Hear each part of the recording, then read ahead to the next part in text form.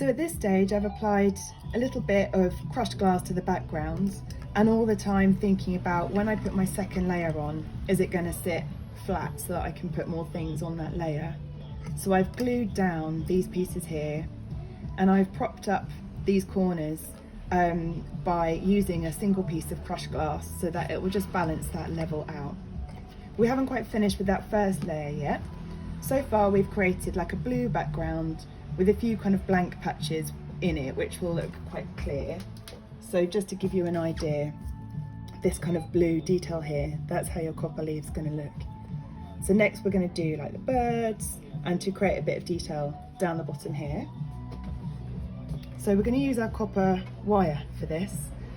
This fires to be like kind of a rusty red colour, so it doesn't dramatically change colour.